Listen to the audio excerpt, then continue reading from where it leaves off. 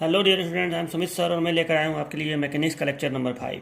देखिए, मैकेनिक्स के जो ये लेक्चर्स हम पढ़ रहे हैं उसमें हम लोग यूनिट नंबर 3 पढ़ रहे हैं। ठीक है, जिसका नाम है मोमेंट।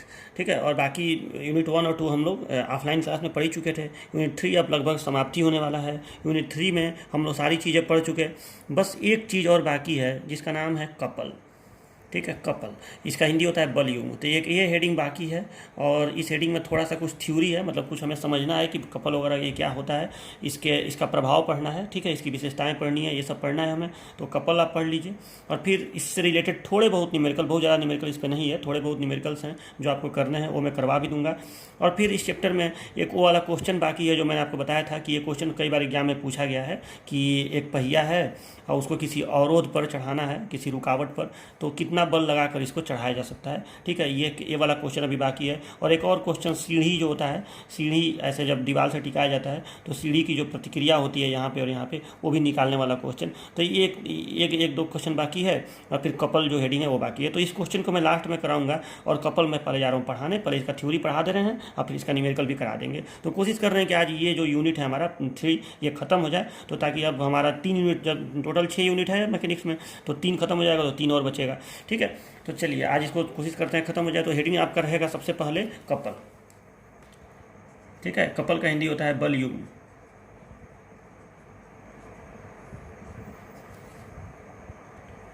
तो देखिए डियर स्टूडेंट्स, कपल क्या होता है। देखिए, नाम से ही क्लियर है, यहाँ पे है बल और युग्म।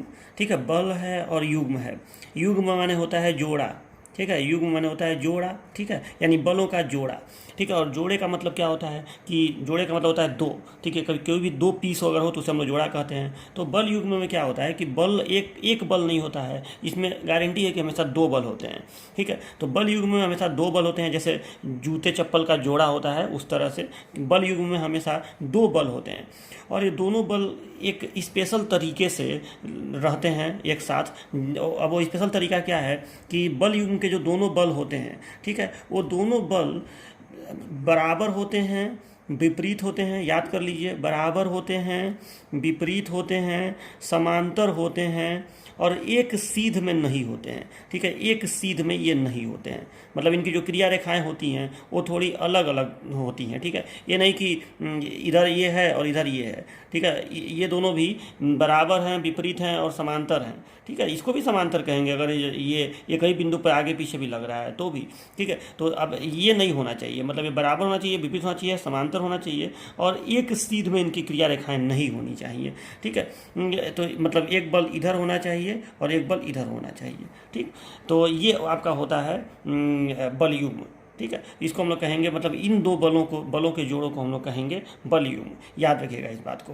ठीक है, तो अब ये कहीं से भी, मतलब एक बल यहाँ पे लगे और एक बल यहाँ पे लगे तो ये बल युग्म है। ठीक है, तो परिभाषा क्या हो गया बल युग्म का कि जब दो बल बराबर, विपरीत, समांतर हों तथा उनकी क्रिया रेखाएं एक सीध में न हों तो उन्हें हम बल युग्म कहते हैं। ये हो गया बल युग्म का डिफिनीसन। ठीक है, तो चलिए ये डिफिनीसन आप लोग जरूर याद रखिएगा। अब इसके बाद देखिए, अब बल युग्म जो है इसका काम क्या होता है, तो इसको आप ये समझिए कि बल युग्म जो है उसकी प्रवृत्ति सदैव वस्तु को घुमाने की होती है। बल युग्म की जो प्रवृत्ति होती है वो सदैव वस्तु को घुमाने की होती है। अब मेरा कहने का मतलब क्या है, तो इसको ऐसे समझिए। मान लीजिए कि ये एक पिंड है। ठीक है, और इस पिंड पर अगर मैं एक बल लगा दूं ऐसे, तो क्या ये पिंड जरूरी है कि ये घूमेगा? ठीक है, कोई जरूरी नहीं है। हो सकता है कि इसमें स्थानांतरी गति आ जाए, हो सकता है कि ये पिंड इधर से ऐसे इधर इधर ऐसे चलने लगे, उधर चला जाए। ठीक है, ये तो कोई जरूरी नहीं है कि उसमें, जैसे मेरा ये पेन यहाँ पे मैं रखा हूँ और इस पेन को मैं ऐसे अगर ढकेल रहा हूँ तो जरूरी थोड़ा है कि ये घूमे। अगर इस पेन को मैं ऐसे ढकेल रहा हूँ तो ये इसमें स्थानांतरी गति आ रहा है, ये ऐसे ऐसे इधर उधर जाने लग रहा है। ठीक है, हाँ, एक बात है कि बल लगाने पर वस्तु घूमेगा। अगर मैं यहाँ पे ये जो पिंड है इसको यहाँ पे कीलित कर दूँ, मतलब यहाँ पे इसको छेद करके इसको कील इसमें लगा दूँ, यानी एक तरह से मैं घूर्णन अक्ष यहाँ पे दे दूँ। ठीक है, तो उस कंडीशन में अगर मैं बल लगाऊंगा तो गारंटी है कि ये घूमेगा। मतलब बल जो है वो वस्तु को किसी एक सर्टेन परिस्थिति में घुमाता भी है, केवल बल की बात कर रहा हूँ तो बल घुमाता भी है या बल उसमें स्थानांतरी गति भी करता है, ठीक है। यानी बल घूर्णन गति भी पैदा कर सकता है और बल स्थानांतरी गति भी पैदा कर सकता है, बल दोनों काम कर सकता है। अगर मैं यहीं पे एक और बल ऐसे लगा दूँ, ये दोनों बल लगा दूँ, ठीक है, तो इनका जो परिणामी है वो इसको या तो स्थानांतरी गति करवाएगा और या तो घूर्णन गति करवाएगा। और वो डिपेंड करेगा, घूर्णन गति सिर्फ तभी डिपेंड करेगा जब ये कब्जा हो यहाँ पे, ठीक है, यहाँ पे कीलित किया गया हो इसको, नहीं तो ये स्थानांतरी गति करेगा, ठीक है। लेकिन बल युग्म में ये शर्त नहीं है कि इसमें यहाँ कब्जा होना ही चाहिए, ठीक है, ये कोई शर्त नहीं है। देखो बल युग्म में मान लो कि एक वस्तु है और यहाँ पे इधर बल लगाया गया और यहाँ पे इधर बल लगाया गया, तो ये बताओ ये बल युग्म हो गया कि नहीं? ये दोनों बल बराबर हैं, विपरीत हैं, समांतर हैं और क्रिया रेखाएं एक सीध में नहीं है, तो ये बल युग्म है। अब ये जो दोनों बल हैं ये गारंटी है कि ये कभी भी इस वस्तु में स्थानांतरी गति पैदा नहीं करेंगे, ये सदैव वस्तु में घूर्णन गति ही पैदा करेंगे, सदैव इसको घुमाएंगे। जैसे यहाँ पे एक अगर यहाँ पे कब्जा न भी लगाया गया हो और तो भी एक बल अगर ऐसे लगा दिया जाए और एक बल अगर ऐसे लगा दिया जाए, मतलब शर्त यह है कि जितना न्यूटन ये उतना ही न्यूटन ये, अगर ये इस दिशा में तो ये इस दिशा में, समांतर तो रहेगा ही, जब विपरीत हो गया तो समांतर तो हो ही जाएगा, ठीक है। तो बराबर विपरीत समांतर और क्रिया रेखाएं एक सीध बनी होनी चाहिए। तो अब यहाँ पे कब्जा न भी लगाया गया हो, कीलित न भी किया गया हो, तो भी ये पिंड नाचेगा, याद रखिएगा इस बात को। यानी बल युग्म की प्रवृत्ति सदैव वस्तु को घुमाने की होती है, ठीक है। अब कहने का मतलब है कि जैसे मेरा ये पेन यहाँ पर रखा हुआ है, ठीक है, तो अगर मैं ऐसे इधर से बल, इधर से ऐसे बल लगाऊं, इधर से ऐसे बल लगाऊं, ठीक है, इधर से इधर दबाऊं, इधर से इधर दबाऊं, तो ये पेन अपने जगह पे ऐसे ऐसे ऐसे ऐसे नाचेगा इस तरह से। तो ये होता है आपका बल युग्म। चलिए, तो आपको बल युग्म का मतलब समझ में आ गया कि बल युग्म की प्रवृत्ति सदैव वस्तु को घुमाने की होती है। ये लाइन याद रखिएगा, बल युग्म की प्रवृत्ति सदैव वस्तु को घुमाने की होती है, ये एकदम इस लाइन को याद रखिएगा। और आप यहाँ देखिए डियर स्टूडेंट्स कि अगर ये पेन, ये मेरा जो मार्कर है, अगर मुझे इस कैप को खोलना है तो आप देखिए हम लोग इसको कैसे खोलेंगे। इसको मैंने ऐसे पकड़ा और हम इसको देखिए ऐसे अगर हम इसको घुमाए, देखिए खुल गया ऐसे, ठीक है, खुल गया। तो अगर मैं इसको ऐसे ऐसे घुमा रहा हूँ, मतलब मैं क्या कर रहा हूँ, आप ज़रा ध्यान से देखिए तो, या मैं इसको कस रहा हूँ तो मैं क्या कर रहा हूँ, तो यहाँ पे आप ध्यान से देखिए तो मैं अंगूठे से इधर इधर फोर्स लगा रहा हूँ और उंगली से इधर फोर्स लगा रहा हूँ, देखो ऐसे, ठीक है। तो यहाँ पे ये जो ढक्कन है, ये जो कैप है, ये घूम रहा है, ठीक है, यानी मैं बल युग्म लगा रहा हूँ यहाँ पे, आप दिख रहा होगा। तो हम लोग जो टोटी खोलते हैं या कोई बॉटल का ढक्कन खोलते हैं या मैं इसको खोल रहा हूँ, तो ये सब चीज़ें में हम लोग बल युग्म का प्रयोग करते हैं। मतलब दैनिक जीवन में हम लोग बल युग्म का प्रयोग करके, और कई जगह ऐसी चीज़ें होती हैं कि हम लोग घूर्णन पैदा कर लेते हैं, ठीक है। तो ये होता है आपका बल युग्म। तो आपको जरूर ये बात समझ में अब आ गया होगा। तो चलिए डियर स्टूडेंट्स, आप अपने नोट्स में ये हेडिंग डाल के कपल और ये लिख लीजिएगा, दो बराबर विपरीत समांतर बल जिनकी क्रिया रेखाएं एक सीध में न हो उन्हें बल युग्म कहते हैं, ठीक है। ये फिगर भी बना लीजिएगा। और अब अगला हेडिंग डालिएगा मोमेंट ऑफ कपल, बल युग्म का आघूर्ण। तो जाहिर सी बात है, ये जो बल युग्म है, बलों का जोड़ा है, ये आघूर्ण पैदा कर रहा है, वस्तु को घुमा रहा है। तो उस आघूर्ण को हम नापेंगे कैसे? क्योंकि केवल ये कहने से काम नहीं चलेगा ना कि हाँ घुमा रहा है, अरे कितना कौन तेज घुमा रहा है, कौन धीमा घुमा रहा है, मतलब कहीं ना कहीं हमको उस घूर्णन को मीजर करना है। तो उसको, उसके लिए जो राशि प्रयोग की जाएगी उसको हम कहेंगे मोमेंट ऑफ कपल, बल युग्म का आघूर्ण, ठीक है। तो बल युग्म का आघूर्ण, इसका फार्मूला क्या होगा, ठीक है। पहले तो इसका डिफिनेशन लिख देंगे कि बल युग्म के द्वारा उत्पन्न होने वाले घूर्णन के प्रभाव को बल युग्म का आघूर्ण कहते हैं। बल युग्म के द्वारा उत्पन्न होने वाले घूर्णन के प्रभाव को बल युग्म का आघूर्ण कहते हैं, ठीक है। हो गया ये। अब इसके बाद लिखिएगा आप लोग कि बल युग्म का आघूर्ण टाउ बराबर, और टाउ बराबर देखिए क्या होगा, तो दोनों में से यहाँ चूंकि दो बल है, आपको मालूम है कि जब एक सिंगल बल ऐसे होता था, मैंने आपको बताया था, मान लो यहाँ पे कब्जा है या कीलित किया गया है, तो आप करते थे क्या कि यहाँ से इस पर लंब डाल देते थे। ये मैंने आपको कराया था कि बल आघूर्ण बराबर बल गुणे लंबवत दूरी, ठीक है, जो भी यहाँ घूर्णन अक्ष है उससे लंबवत दूरी, एफ इंटू डी आपको मैं बताया था, ये बल आघूर्ण था, ठीक है। अब यहाँ पे बल युग्म का आघूर्ण है, तो बल युग्म का आघूर्ण में दो बल होते हैं और ये दोनों बल बराबर विपरीत समांतर होते हैं। तो इन दोनों बलों में से कोई भी एक बल, ठीक है, कोई भी एक बल तथा दोनों बलों के बीच की लंबवत दूरी, ठीक है, तो बल गुणे लंबवत दूरी, इस लंबवत दूरी को आघूर्ण की भुजा यानी आर्म कहते हैं, मोमेंट ऑफ आर्म, ठीक है। तो ये लंबवत दूरी, इसको मैं डी से दिखाया हूँ, तो टाउ बराबर हो गया एफ इंटू डी। तो बल युग्म का आघूर्ण बराबर एफ इंटू डी। तो बल युग्म का आघूर्ण में आप पहले लिख दीजिएगा, क्या लिखेंगे कि बल युग्म की प्रवृत्ति सदैव वस्तु को घुमाने की होती है, इसके आघूर्ण को बल युग्म का आघूर्ण कहते हैं, ऐसे भी लिख सकते हैं। इसे टाउ से प्रसिद्ध करते हैं और tau is equal to F into D. हो गया ये। चलिए अब इसकी दिशा देख लीजिए कि बल युग्म के आघूर्ण की दिशा क्या होती है, डायरेक्शन या साइन कन्वेंशन आप लिख सकते हैं, चिन्ह परिपाटी। ठीक है। तो चिन्ह परिपाटी इसमें होता है वही चीज़ जो हमेशा होता है। अगर कोई वस्तु घूमेगा तो दो ही दिशाएं होती हैं, एंटी क्लॉकवाइज और क्लॉकवाइज। तो अगर एंटी क्लॉकवाइज दिशा में घूमेगा तो हम लोग इसको पॉजिटिव लेंगे, और अगर क्लॉकवाइज दिशा में घूमेगा तो इसको हम लोग निगेटिव लेते हैं। यही चिन्ह परिपाटी हम लोग प्रयोग करेंगे, ठीक है। तो ये हो गया आपका मोमेंट ऑफ कपल, बल युग्म का आघूर्ण और चिन्ह परिपाटी।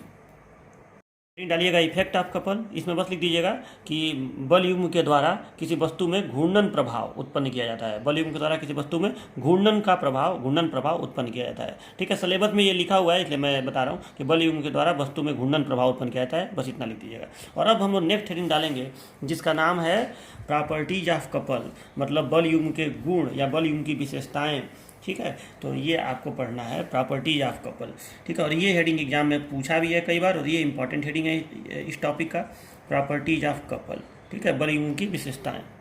नेक्स्ट हेडिंग ये है प्रॉपर्टीज ऑफ कपल, ये इंपॉर्टेंट हेडिंग है। देखिए पहला गुण मैं आपको बता रहा हूँ क्या होता है। तो बल युग्म का पहला गुण होता है कि बल युग्म की प्रवृत्ति सदैव वस्तु को घुमाने की होती है। तो इसको आप लिख लीजिएगा कि बल युग्म की प्रवृत्ति, मैं थोड़ा जल्दी लिख दे रहा हूँ, बल युग्म की प्रवृत्ति सदैव वस्तु को घुमाने की होती है, सदैव वस्तु को घुमाने की होती है। और इसको मुझे समझाने की ज़रूरत नहीं है, ठीक है, ये तो आप जान ही रहे हैं। ये पहला गुण लिख दीजिएगा। देखिए दूसरा गुण आप क्या लिखेंगे, देखिए दूसरा गुण थोड़ा इम्पॉर्टेंट है कि बल युग्म के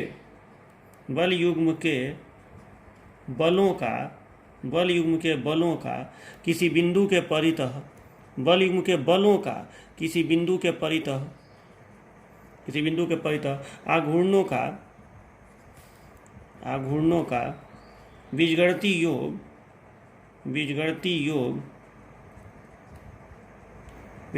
योग बल युग्म के आघूर्ण के बराबर होता है, बल युग्म के आघूर्ण के बराबर होता है। अब ये थोड़ा सा आपको कंफ्यूज कर रहा होगा कि ये सर ने क्या लिखा है, तो इसको मैं अभी आपको समझा रहा हूँ।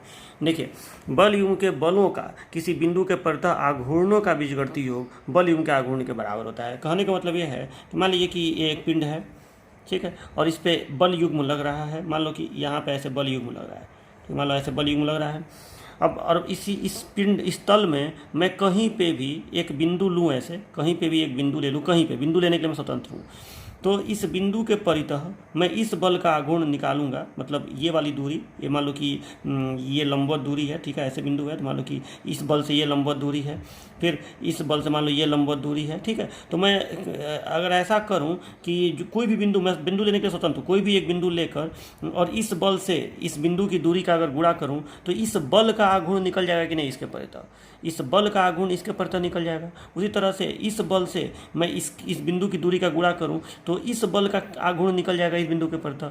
अब मैं उन दोनों को अगर जोड़ दूं, तो कोई एक आघूर्ण आएगा, और वो वही आएगा जो इस बल युग्म का आघूर्ण आएगा। मतलब इन दोनों बलों में से कोई भी एक बल और उनके बीच की दूरी का अगर मैं गुणा कर दूँ, ठीक है। तो वही मैं लिखा हूँ कि बल युग्म के बलों का, मतलब बल युग्म में जो बल काम करते हैं उनके बलों का किसी बिंदु के परितः आघूर्णों का, बिंदु लेने के लिए मैं स्वतंत्र हूँ, आघूर्णों का बीजगणितीय योग बल युग्म के आघूर्ण के बराबर होता है। इस पे यहाँ तक कि इस पे और भी बल काम किया हो, मान लो कि एक और बल युग्म यहाँ लग रहा है, सपोज दैट कि यहाँ और यहाँ ऐसे बल युग्म काम कर रहा है, ठीक है। तो अब मैं बिंदु मान लो यहाँ ले लिया, तो इसी बिंदु के परितः इसका आघूर्ण प्लस इसी बिंदु के परितः इसका आघूर्ण प्लस इसी बिंदु के परितः इसका आघूर्ण प्लस इसी बिंदु के परितः इसका आघूर्ण क्या होगा, तो वो आघूर्ण होगा ये जो बल युग्म का आघूर्ण है वो। अब इसमें दो बल युग्म का आघूर्ण है तो आपको दोनों को चिन्ह के साथ जोड़ना पड़ेगा। मतलब इसका आघूर्ण ऐसे आएगा, इन दोनों में से कोई भी एक बल और दोनों के बीच की लंबवत दूरी का गुणा कर दो, और ये ऐसे आएगा प्लस में, और ये जो है इन दोनों में से कोई एक बल और दोनों के बीच की लंबवत दूरी का ऐसे गुणा कर दीजिए, तो इसका ऐसे आएगा, ये प्लस ये माइनस में आया, दोनों को घटा दीजिए, तो ये उत्तर वही आएगा जो आप अलग अलग बल आघूर्ण निकाले हैं तो आया है। समझ में आया ना। तो ये होता है आपका दूसरा। तो ये दूसरा हो गया। अब तीसरा देखिए, तीसरा ये है कि किसी पिंड पर कार्य करने वाले अनेक बल युग्मों का परिणामी आघूर्ण सभी बल युग्मों के आघूर्णों के बीजगणितीय योगफल के बराबर होता है। तो ये तो बहुत सिंपल है। अगर कोई पिंड है, इस पे एक बल युग्म यहाँ काम कर रहा है, मान लो एक बल युग्म यहाँ काम कर रहा है, एक कहीं और भी काम कर रहा है, मतलब जो भी है 2-3 बल युग्म काम कर रहे हैं, तो इन सब का जो परिणामी आघूर्ण होगा, परिणामी बल युग्म का जो आघूर्ण होगा वो क्या होगा, तो आप सभी बलों के अलग अलग आघूर्णों का निकाल के उनका योगफल कर दीजिए। ठीक है, सभी बल युग्मों का अलग अलग बल युग्मों का आघूर्ण निकालना है, मतलब इन दोनों में से कोई एक बल, दोनों को जोड़ दीजिए, इन दोनों में से कोई एक बल और उनके बीच की दूरी का गुणा कर दीजिए, तो इन बलों का आघूर्ण निकल जाएगा। फिर इन दोनों में से कोई एक बल और बीच की दूरी का गुणा कर दीजिए, तो इस बल का आघूर्ण निकल जाएगा बल युग्म का, और फिर दोनों को चिन्ह के साथ जोड़ दीजिए तो वो कहलाएगा परिणामी आघूर्ण। ठीक है, तो वही लिखा है, किसी पिंड पर कार्य करने वाले अनेक बल युग्मों का परिणामी आघूर्ण सभी बल युग्मों के आघूर्णों के बीजगणितीय योग के बराबर होता है। तो ये भी हो गया।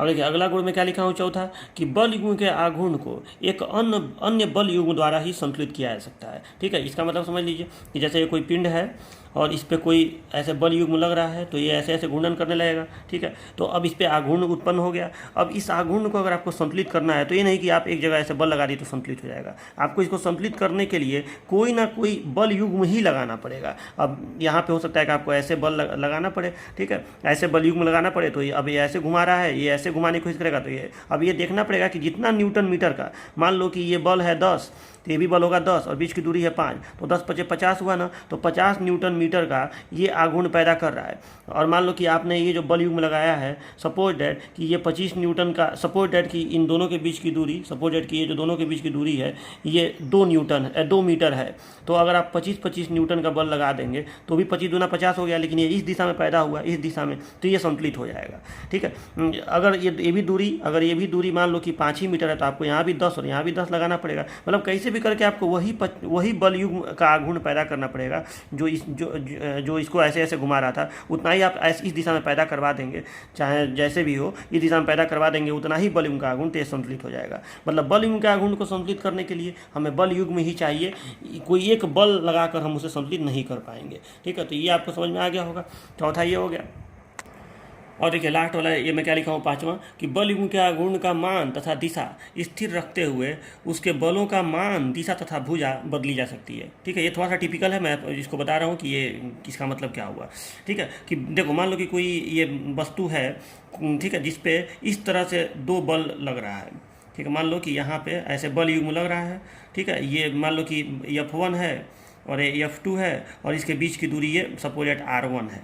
ठीक है, या इसको मैं D1 ही कर दे रहा हूँ, तो मान लो बीच की दूरी D1 है, दोनों के बीच की लंबवत दूरी, ऐसा बल युग्म किसी पिंड पे लग रहा है। तो अब ये कह रहा है कि बल युग्म के आघूर्ण का मान, मतलब यहाँ पे बल युग्म का आघूर्ण क्या होगा, F1 × D1 होगा ना, और ये दिशा किधर है, इसका एंटी क्लॉकवाइज है। तो मान तथा दिशा स्थिर रखते हुए, मतलब आपको ये F1 D1 का मान नहीं चेंज करना है और दिशा भी नहीं चेंज करना है, इस दिशा में हो तो इसी दिशा में इसको रखना है। लेकिन आप F1 × D1 का जो भी मान हो, उस मान को स्थिर रखते हुए और इस दिशा को स्थिर रखते हुए, ये जो बल युग्म के जो बल हैं, उसके बलों का मान, दिशा तथा भुजा बदली जा सकती है। मतलब यहाँ कह रहा है कि बल युग्म के आघूर्ण का मान तथा दिशा स्थिर रखते हुए उसके जो बल हैं, इन बलों का मान, दिशा तथा भुजा बदली जा सकती है। मतलब आप उसी पिंड पर, जिस पिंड पर ये बल युग्म लग रहा है, आप इसको हटाकर और ऐसे भी बल लगा सकते हैं, कोई इससे दिक्कत नहीं आएगा। मान लो कि मैं भुजा कर दिया D2, मान लो कि मैं भुजा को जो ऐसे है भुजा, उसको मैं ऐसे खड़ा कर दिया।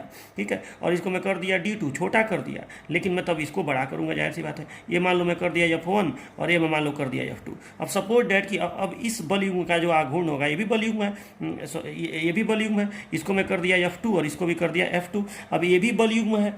तो अब आप बताइए कि इस बल युग्म का आघूर्ण क्या होगा, F2 × D2।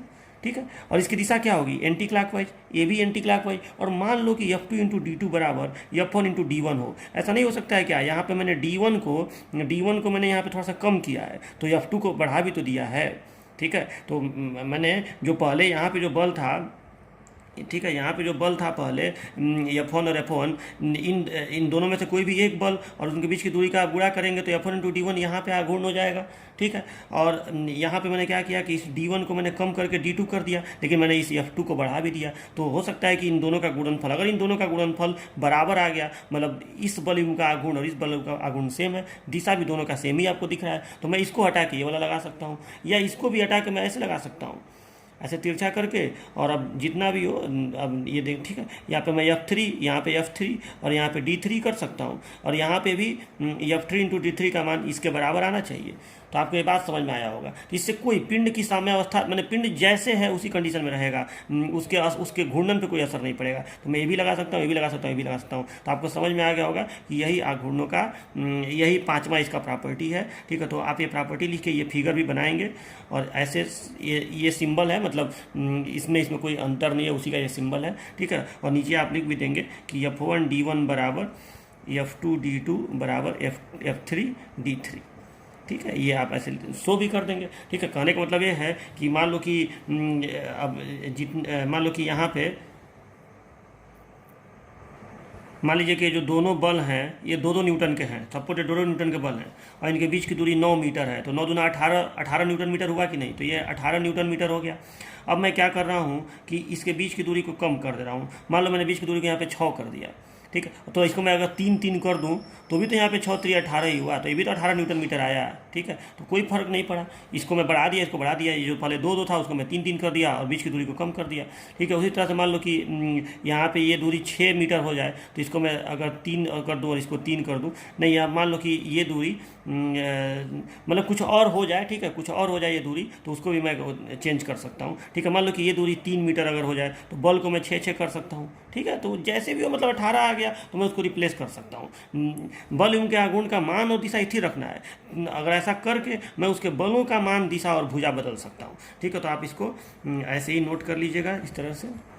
तो ठीक है, ये आपका पूरा प्रॉपर्टी हो गया यहाँ से यहाँ तक। ठीक है, तो ये पूरा हेडिंग आपको कंप्लीट करना है। ये हेडिंग पूरा अच्छे से लिख लीजिएगा, ये लिखने वाला ये हेडिंग है और लास्ट में ये फिगर अंतिम वाले में बना भी लीजिएगा। ओके, इसमें एक क्वेश्चन, अब हमें क्वेश्चन ही करना है, थोड़े बहुत क्वेश्चन इस पे करने हैं कपल पे। तो देखिए एक क्वेश्चन में लिखा हूँ कि एक समचतुर्भुज की भुजा ABBCCD तथा DA के अनुदिश क्रमशः 3 न्यूटन 7 न्यूटन 3 न्यूटन 60 न्यूटन के बल लगे हैं। यदि कोण बराबर 60 डिग्री हो तथा समचतुर्भुज की भुजा 4 मीटर हो तो परिणामी बल युग्म का आघूर्ण ज्ञात कीजिए। इस क्वेश्चन को हमें करना है। तो चलो हम एक फिगर बनाते हैं।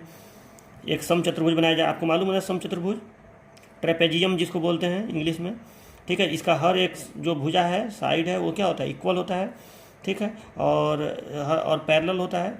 ठीक है, तो ये ABCD हो गया, यही नाम दिया है। और कह रहा है कि ABBCCD के अनुदिश, मतलब ये यहाँ पे जो बल लग रहा है वो AB के अनुदिश लग रहा है, मतलब आप बल को ऐसे दिखाएंगे। और कितना न्यूटन है? 3 न्यूटन। ठीक है, फिर 7 न्यूटन BC के अनुदिश, तो ये हो गया 7 न्यूटन। और फिर इसके अनुदिश CD के अनुदिश 3 न्यूटन और फिर DA के अनुदिश 7 न्यूटन।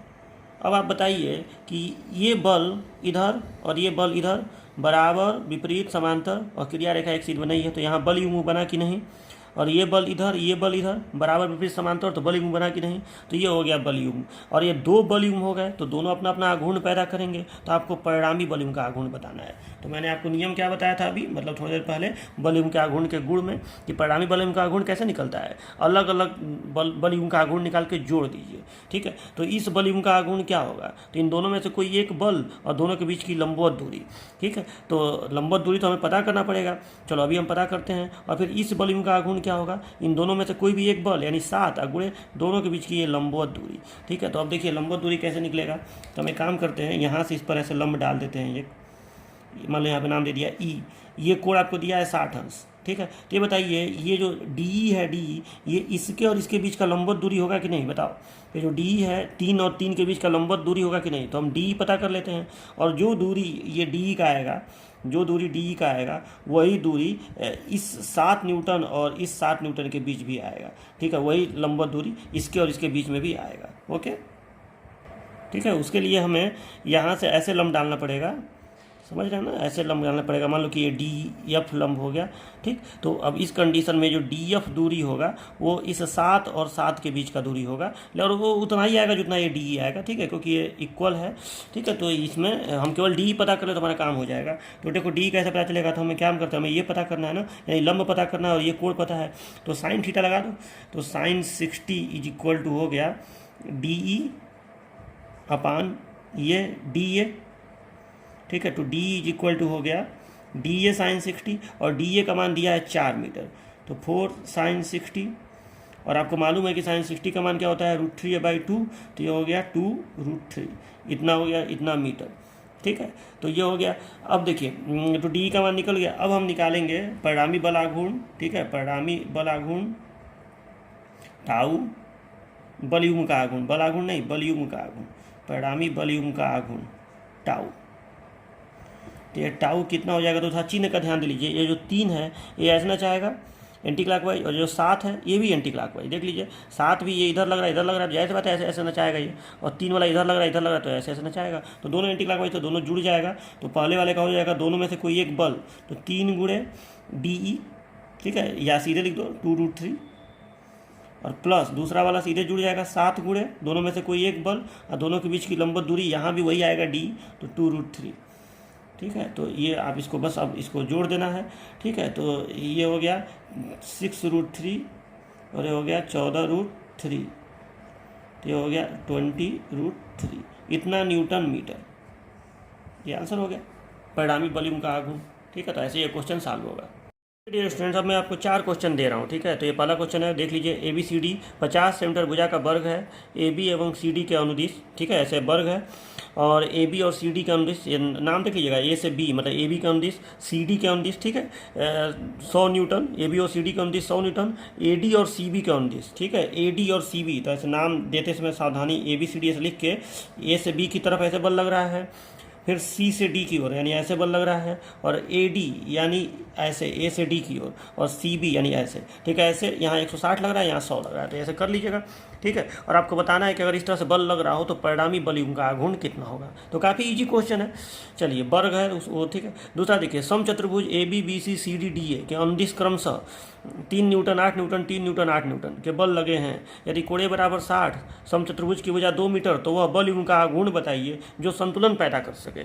ठीक है, तो पहले तो आप परिणामी बल युग्म का आघूर्ण निकाल दीजिएगा, सेम ऐसा ही क्वेश्चन मैं अभी कराया था। ठीक है, तो परिणामी बल युग्म का आघूर्ण निकाल दीजिएगा। जो भी आंसर आए, मान लीजिए आपका आंसर आ गया, सपोज आंसर आ गया x न्यूटन मीटर, तो आप x न्यूटन मीटर मान लो आ गया एंटी क्लॉकवाइज दिशा में, तो आपका इसमें उत्तर हो जाएगा x न्यूटन मीटर क्लॉकवाइज दिशा में। ठीक है, आपको मालूम है कि जो उल्टा बल युग्म का आघूर्ण होगा वही संतुलन पैदा करेगा, मैंने उसको साम्यावस्था में रखेगा। तो जो भी आंसर आएगा उतना ही अंक उतना ही रहेगा, बस दिशा उल्टी। अगर क्लॉकवाइज में आएगा तो एंटी क्लॉकवाइज आप उत्तर में लिखेंगे, आंसर लिखेंगे। अतः इतना न्यूटन मीटर इस दिशा में, मतलब क्लॉकवाइज चाहे एंटी क्लॉकवाइज दिशा में लगाने पर संतुलन पैदा होगा। ठीक है, तो ये ऐसे इसका आंसर लिखिएगा। तीसरा क्वेश्चन देखिए, वर्ग ABCD 1 मीटर भुजा का वर्ग है। भुजा ABBCCDDA के अनुदिश इतना इतना इतना इतना तथा विकर्ण AC व DB के अनुदिश इतना और इतना का बल कार्य करते हैं। इनका परिणामी बल आघूर्ण ज्ञात करें। ठीक है, मतलब ऐसे है, यहाँ ऐसे बल काम कर रहा है, यहाँ ऐसे बल काम कर रहा है, यहाँ ऐसे बल काम कर रहा है, यहाँ ऐसे बल काम कर रहा है, ABCD, और विकर्ण कहाँ गया ACDB, तो A से D की तरफ इधर भी बल काम कर रहा है, और D से B की तरफ इधर बल काम कर रहा है। ठीक है, सबका मान दिया है और कह रहा है परिणामी बल युग्म का आघूर्ण बताइए। और ध्यान दीजिए कि ये 20 है, ये 40 है, ये 160 है, ये 100 है, कोई बल आपस में बराबर भी नहीं है, तो यहाँ बल युग्म तो बन नहीं रहा है, और कह रहा है कि परिणामी बल आघूर्ण ज्ञात करिए। तो आप कैसे निकालेंगे इसको, और इसमें कोई बिंदु भी नहीं दिया है कि किस बिंदु के पर निकालना है। तो देखो मैं इसका तरीका बता रहा हूँ। आप क्या करिएगा कि ये जो तिरछा वाला बल है ना, ये कोण 45 अंश है ना, 45 अंश, जाहिर सी बात है। तो इस बल का घटक निकालिएगा। तो इस बल का घटक, एक घटक इधर आएगा जो इसमें जुड़ जाएगा, और एक घटक इधर आएगा जो इसमें से घट जाएगा। क्यों घट जाएगा? क्योंकि इस बल का जो इधर घटक आएगा उसकी दिशा अपोजिट होगी। ठीक है, तो यहाँ जो बल है, जैसे मान लो कि CD है 160, मान लो ये बल 160 है, तो 160 में से इसका जो भी घटक आएगा, इसका घटक जो भी आएगा, मान लो आ गया घटक इसका 100√2 है ना, तो 100√2 sin 45, तो 100√2 sin 45 जो है इधर वाला, इसमें से 160 में से घट जाएगा, तो इधर का बल निकल जाएगा, परिणामी बल इधर कितना होगा। ठीक है, फिर उसी तरह से इधर जो इसका घटक आएगा 100√2 cos 45 वो इसमें जुड़ जाएगा। तो जब आप ऐसा कर लेंगे ना, तो ये बल अब खत्म हो गया। इसका जब घटक इसमें से घट गया, इसमें से जुड़ गया, तो ये बल खत्म हो गया। उसी तरह से अब इसके घटक को, ये इसका घटक एक इधर आएगा और एक इधर आएगा, तो इसका घटक इसमें जुड़ेगा और इसमें से क्या होगा, घटेगा, तो ये भी बल खत्म हो जाएगा। अब आपको जो ये परिणामी बल मिलेगा ना, वो बल युग्म ही मिलेगा। आप देखिएगा, वो बल युग्म के रूप में मिलेगा। आप ऐसा करिएगा, ये और ये बराबर आ जाएगा, और ये और ये बराबर आ जाएगा, या हो सकता है कि हाँ, मतलब ये दोनों आपस में बराबर आएंगे, ये दोनों बराबर, मतलब ये बल युग्म बन जाएगा। मैं आपको पहले ही बता रहा हूँ। और जब बल युग्म बन जाएगा तो परिणामी आघूर्ण आप निकाल ही लेंगे। तो ऐसे ही इसको करिएगा। तो तीसरा क्वेश्चन हो गया। हिंट दे रहा हूँ, कोशिश कीजिए कि अब इतना से आप कर लें। चलो, और चौथा क्वेश्चन ये है कि वर्ग ABCD की भुजाओं ABBCCDDA तथा विकर्ण AC, सिर्फ विकर्ण AC का नाम दिया है, विकर्ण AC के अनुदिश, मतलब 5 बल हैं, 1 न्यूटन, 2 न्यूटन, 3 न्यूटन, 4 न्यूटन और 2√2 न्यूटन के बल लगे हैं। सिद्ध कीजिए इनका परिणामी एक बल युग्म है जिसका आघूर्ण 5A न्यूटन मीटर होगा, जहां A बर की भुजा है। तो इसको आपको प्रूफ करके दिखाना है कि अगर इस तरह से बल लग रहा हो 4 भुजाओं और एक विकर्ण के अनुदिश, तो सिद्ध करना है कि उनका जो परिणामी होगा वो एक बल युग्म का आघूर्ण होगा, एक बल युग्म है जिसका आघूर्ण 5A न्यूटन मीटर होगा। ठीक है, आपको सिद्ध करना है जहाँ A बर की भुजा है। तो ये 4 क्वेश्चन करिए। और अब ऐसा है, ये चैप्टर हो गया समाप्त। और मैं आपको कहा हूँ कि हमको इस चैप्टर में 2 काम अभी कराना बाकी था, एक पहिया वाला क्वेश्चन और एक सीढ़ी वाला क्वेश्चन। तो अब ऐसा करता हूँ, मैं इसको अब इस लेक्चर में नहीं बता रहा हूँ, इसमें से आपका 1-2 क्वेश्चन तो जरूर आप कहेंगे कि सर बता ही दीजिए, तो वो 1-2 क्वेश्चन जो आप बोलेंगे और फिर ये दोनों क्वेश्चन मैं करा के नेक्स्ट वीडियो में ये चैप्टर समाप्त कर दूँगा। काफ़ी छोटा वीडियो होगा नेक्स्ट वाला, मुश्किल से 20 मिनट का वीडियो रहेगा जिसमें आपका ये समाप्त हो जाएगा। तो चलिए पहले आप लोग ये 4 क्वेश्चन मुझे करके इसका आंसर कहाँ व्हाट्सएप ग्रुप में दिखाइएगा। तो ठीक है, मिलते हैं नेक्स्ट वीडियो में। और अब ठीक है, तब तक के लिए बाय बाय।